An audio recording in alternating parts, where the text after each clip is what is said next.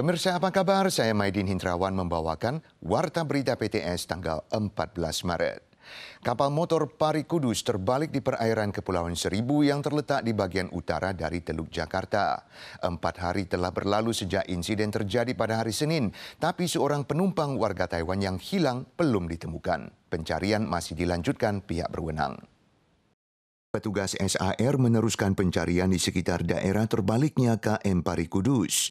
Pada kecelakaan yang terjadi tanggal 11 petang ini, seorang penumpang warga Taiwan yang merupakan pegawai perusahaan Taiwan di Indonesia hingga kini masih belum ditemukan. Kapal diduga terbalik akibat terhantam ombak besar. Semua dari 32 penumpang dan 3 awak di atas kapal terjatuh ke dalam laut. 34 darinya diselamatkan, tapi seorang warga Taiwan berusia 46 tahun tidak ditemukan.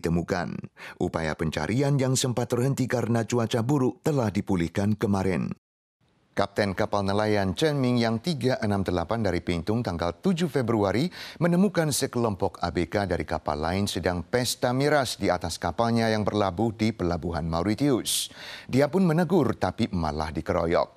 Hari ini sang kapten telah kembali ke Taiwan dan mengisahkan kembali alur cerita. Perihal insiden ini, organisasi nelayan mengecam bahwa UU Perikanan saat ini terlalu melindungi ABK migran, sementara hak pemilik dan kapten kapal banyak yang terabaikan. Slogan yang menyerukan perlindungan hak asasi awak kapal Taiwan serentak dikumandangkan. Kapal nelayan Pingtung Chen Ming yang 368 sedang direparasi di Pelabuhan Mauritius tanggal 7 malam waktu setempat.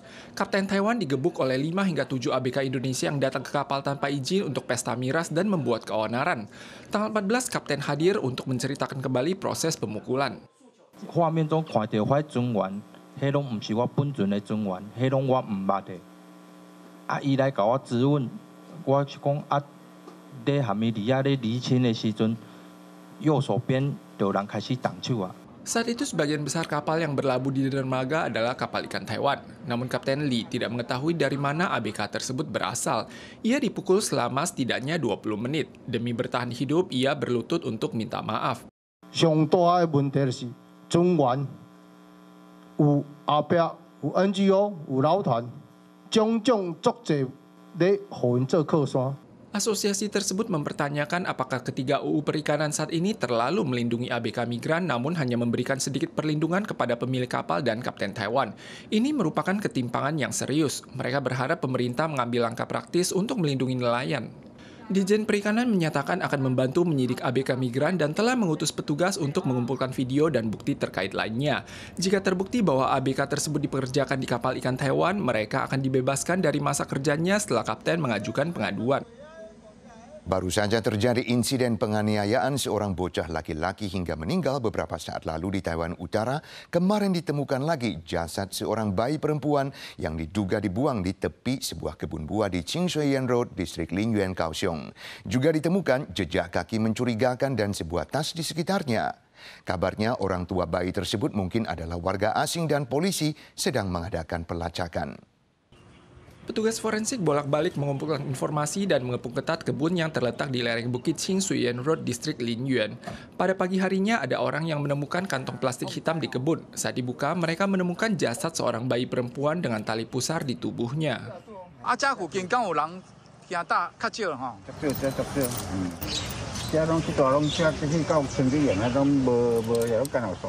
Usia jasad bayi perempuan yang dibuang diduga kurang dari 1 hari. Namun warga mengatakan orang di sekitar lokasi tidak banyak dan tidak ada kamera pengintai di lereng bukit. Apakah ini perbuatan seseorang yang kenal dengan area ini atau dibuang sembarangan? Polisi telah membentuk tim investigasi. Diketahui ada jejak kaki mencurigakan dan sebuah tas kartun di dekat jasad bayi perempuan yang dibuang tersebut. 你身上没有明显的外伤，然后留有脐带。它是有身上包裹起来吗？还是怎么样？哎，没有，就直接赤裸裸的。只有黑色塑胶袋。 Tidak ada kamera pengintai di lereng bukit tempat bayi perempuan itu dibuang. Jadi polisi beralih ke kamera pengintai di persimpangan dengan harapan dapat menemukan petunjuk. Menurut kabar, orang tua bayi perempuan itu mungkin warga asing. Polisi mengatakan mereka masih terus menelusuri oknum dan kendaraan mencurigakan dan masih belum membidik sasaran tertentu. Peristiwa tenggelamnya kapal Tiongkok masih belum terselesaikan. Pagi tadi, sebuah kapal nelayan Tiongkok kembali dilaporkan tenggelam di perairan timur Pulau Kinmen. 6 awak semuanya terjatuh ke laut. Upaya pertolongan segera dilancarkan oleh Badan Penjaga Pantai atau CGA Kinmen dan oleh pihak Tiongkok yang mengutus helikopter dan kapal penyelamat. Hingga saat ini 4 orang ditemukan, 2 darinya telah meninggal. Sebuah kapal nelayan Tiongkok dilaporkan terbalik dan tenggelam saat berlayar di perairan terlarang Kinmen. CGA Kinmen menegaskan pihaknya tidak mengambil aksi penegakan hukum apapun dan segera mengutus 4 kapal untuk bergabung dalam upaya penyelamatan bersama pihak Tiongkok. 6 orang diketahui terjatuh ke laut, 4 ditemukan tapi 2 darinya telah meninggal. Pencarian masih terus berlanjut. Berhubung masalah terbaliknya kapal di perairan Kinmen, Xiamen sebelumnya belum terselesaikan, peristiwa tenggelamnya kapal Tiongkok kali ini diperkirakan akan kembali membangkitkan kontroversi. Percecokan terus berlanjut antara Singapura dan Malaysia perihal negara manakah tempat asal bakute, kuliner lokal terkenal yang tidak asing lagi bagi masyarakat Taiwan. Baru-baru ini Malaysia mendaftarkan makanan tradisional Tionghoa itu sebagai warisan kuliner nasionalnya, membangkitkan ketidakpuasan di antara warga Singapura.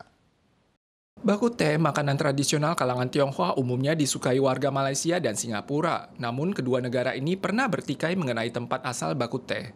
马来西亚就会说哦，肉骨茶是他们的，然后我们新加坡怎么反驳？就会说哦，可能肉骨茶是来自马来西亚，但是我们新加坡把它发扬光大的。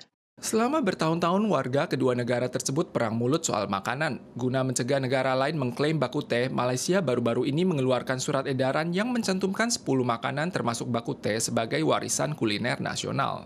Namun sehubungan dengan kesan bahwa bakute adalah hidangan yang mengandung daging babi, apakah tergolong halal?